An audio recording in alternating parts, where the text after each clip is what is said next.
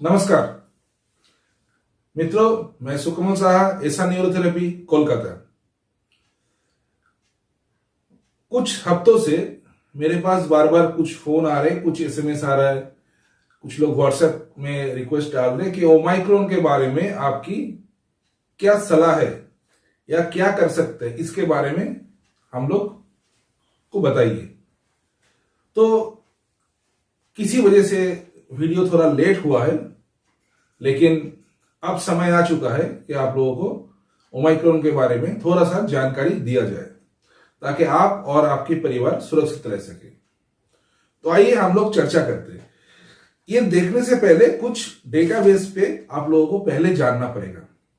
कुछ database, Omicron तो बहुत बाद की बात है। मेन समस्या है Covid Omicron is a new mutation virus. तो आपको सबसे पहले देखना पड़ेगा कि ये कोविड जब आया था उस समय आया था बीटा फॉर्म में। आप लोग को जानकर हैरानी होगी, जो वैक्सीन भारत में दिया गया है वो वैक्सीन भारत क्या तथा विश्व में अलग अलग प्रांत में जहां जहां भी वैक्सीन दिया गया है, वो कोई भी वैक्सीन बीटा को कवर नहीं करता है। बीटा के लिए ये वैक्सीन नहीं बनाया गया था। बीटा में क्या था, बीटा का एक था कि इससे एक या दो पेशेंट को इन्फेक्शन हो सकता था, एक पेशेंट से एक या दो पेशेंट को इन्फेक्शन हो सकता था। लेकिन सबसे बड़ा खतरा यह था कि बीटा दोबारा वापस आ सकता था। बीटा दोबारा वापस आ सकता था और ये 2 म्यूटेशन के बाद हुआ था।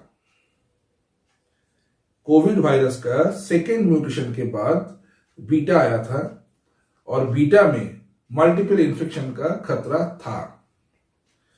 अभी हाल फिलहाल कोविड का बीटा वायरस नहीं दिखाई दे रहा है।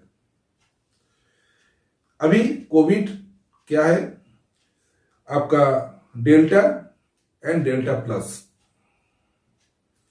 अभी भी भारत में जो कोविड इन्फेक्शन हो रहा है उसमें 80% patient delta and delta plus से इफेक्टेड हो रहे हैं।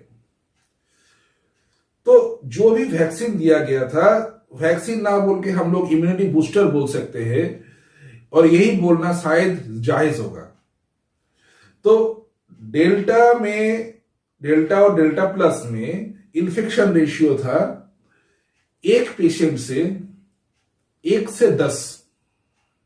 डेल्टा में था 1 से 18, डेल्टा में था 1 से 10, डेल्टा प्लस में था 1 से 18 और ये 10 म्यूटेशन के बाद ये हुआ था। मतलब कोविड वायरस का 10th म्यूटेशन जो है वो है डेल्टा और डेल्टा प्लस।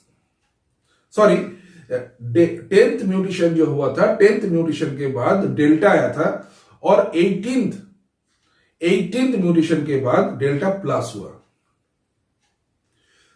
अभी जो खतरा है आपका ओमाइक्रोन वायरस का, ओमाइक्रोन वेरिएंट जो जिसको कहा जा रहा है वो कोविड का न्यू वेरिएंट है।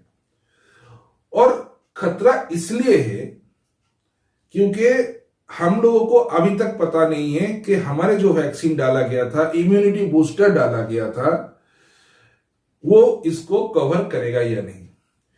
क्योंकि मेन चीज है ये 50th म्यूटेशन है। ये 50th म्यूटेशन है। म्यूटेशन में होता क्या है, जो कोविड वायरस का आसपास में जो आप लोगों ने क्राउन देखा है वो सारा क्राउन बढ़ने लगता है। तो जैसे जैसे वो क्राउन बढ़ता है हमारे सेल्स के साथ वो पकड़ लेता है। खतरा इसलिए बढ़ रहा है। ये 50th म्यूटेशन इसका हो चुका है और हम लोगों को अभी तक ये पता नहीं है कि वैक्सीन इसमें काम करेगा या नहीं करेगा। इस जगह पे मैं आप लोगों को ये कह सकता हूं कि अभी तक हम लोग इस बारे में कोई दावा नहीं कर सकते। हमारे पिछले 2 साल से आप लोग अगर 2019 के एंड का वीडियो या 2020 का शुरुआत की वीडियो आप लोग देखेंगे तो हम लोगों ने बार बार एक ही बात कहा है, इस वायरस से बचने का एक ही रास्ता है, इम्यूनिटी, इम्यूनिटी, इम्यूनिटी। और कोई रास्ता नहीं है इम्यूनिटी बढ़ाना है। आप लोग अगर हमारे चैनल को सब्सक्राइब करते हैं और हमारे चैनल में अलग अलग वीडियोस देखते हैं, उसमें बार बार बहुत सारे वीडियोस में, मेरे ख्याल से 12-14 वीडियो में बताया गया है कि कैसे आप लोग अपना इम्यूनिटी पावर को कंट्रोल कर सकते हैं। तो आप लोगों को अपना इम्यूनिटी पावर उसी हिसाब से बढ़ाना है। अगर आप बढ़ा पाते हैं तभी इस वायरस से, इस ओमाइक्रॉन वेरिएंट से, न्यू कोविड वायरस से बच सकते हैं। ऐसा न्यूरोथेरेपी की तरफ से, न्यूरोथेरेपी का जो भी काम है, आप लोगों के इम्यूनिटी पावर को बढ़ा सकता है। और ये हम लोग दावा कर रहे हैं, बार बार दावा कर रहे हैं, हम लोग इम्यूनिटी को बढ़ा सकते हैं। लेकिन ऐसा नहीं है कि न्यूरोथेरेपी जो लोग नहीं लेंगे उन लोगों का इम्यूनिटी पावर नहीं बढ़ेगा। ऐसी कोई विषय नहीं है। इम्यूनिटी पावर, आप अपना इम्यूनिटी पावर खुद से भी बढ़ा सकते हैं, इसमें कोई दौराई नहीं है। अब योगा कीजिए, प्राणायाम कीजिए।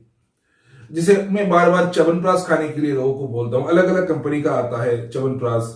कोई कोई लोग अपने घर में बना लेते हैं, जैसे बहुत सारे स्टेट में घरेलू च्यवनप्राश चलता है, वो चल सकते हैं। मुंह में लौंग रखिए। मैं बार बार फर्स्ट डे से मैं कह रहा हूं, मुंह में लौंग रखिए, मुंह में लौंग रखिए, मुंह में लौंग रखिए। तो आप लोग अगर ये सब करते हैं तो आप लोगों का इम्यूनिटी पावर बढ़ सकता है।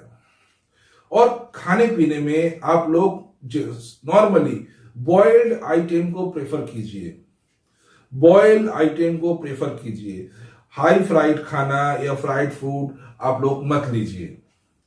जितना आप लोग फ्राइड फूड लेंगे, आपका इम्यूनिटी पावर उतना वीक होगा, आप लोगों का डाइजेशन पावर उतना कमजोर होगा। इन सब विषय के आपको थोड़ा ध्यान रखना है। योगा कीजिए, प्राणायाम कीजिए, खाने पीने में ध्यान रखिए, अधिक से अधिक फ्रूट्स लीजिए, ठीक है। लेकिन एक चीज मुझे बहुत सारी जगहों से पता चल रहा है कि बहुत लोग फ्रूट्स ले रहे, तो हमारे डॉक्टर विधान चंद्र राय जी के कहावत अगर माने तो वो कहते थे हमेशा, फल हमेशा भरपेट लिया जाता है। तो हम लोग कहते हैं या तो लंच के साथ या ब्रेकफास्ट के साथ फल लीजिए। सूरज ढलने के बाद कभी भी कोई फ्रूट्स मत लीजिए। कोई भी फ्रूट सूरज ढलने के बाद ना ले तो आपका इम्यूनिटी को नुकसान कर सकता है, आपका जो डाइजेशन पावर है उसको नष्ट कर सकता है। आपका डाइजेशन पावर कम होगा तो आपका इम्यूनिटी पावर कमजोर होने लगेगा। इम्यूनिटी में बार बार एक ही बात कह रहा हूं, इससे भी डरने की कोई जरूरत नहीं है। ये एक आरएनए वायरस है। ये वायरस कोई प्राकृतिक नेचुरल वायरस नहीं है, ये बनाया गया है।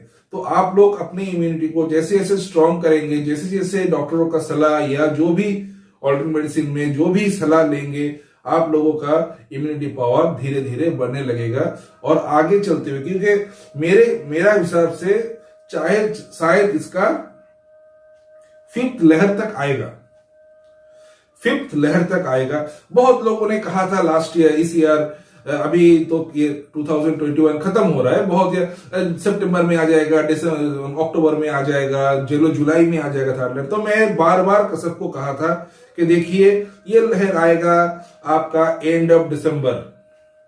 वही हुआ है, अभी एंड ऑफ दिसंबर आप लोगों का लहर आ चुका है, पूरे भारत को ये अपना ग्रिप में ले रहा है। और अगर आप लोग चाहते हैं कि कोविड से एक ही हो सकता है कि कोविड के समय आप अपना इम्यूनिटी पावर को ठीक रखें, इम्यूनिटी पावर को ठीक रखें, ताकि आप कोविड होने पर भी उसकी जो सिम्टम्स है उन सारे सिम्टम्स में से दूर रहे, वो सारे सिम्टम्स आप में ना दिखाई दे, तो ही आप बच सकते हैं। या तो और कोई रास्ता नहीं है, क्योंकि कुछ लोगों को कोविड नहीं हुआ है। देखिएगा आपका जो भी हार्ड वर्कर लेबर है, इन लोगों को नहीं हुआ है क्योंकि उन लोगों को बहुत स्ट्रांग इम्यूनिटी है।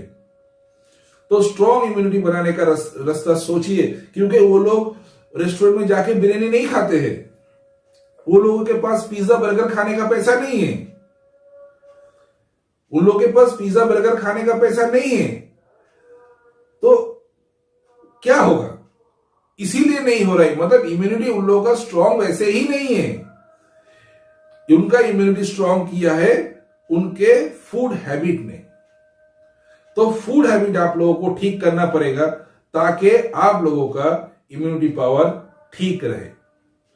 इसी के साथ आज खत्म करते हैं। भारत माता की जय। जय हिंद।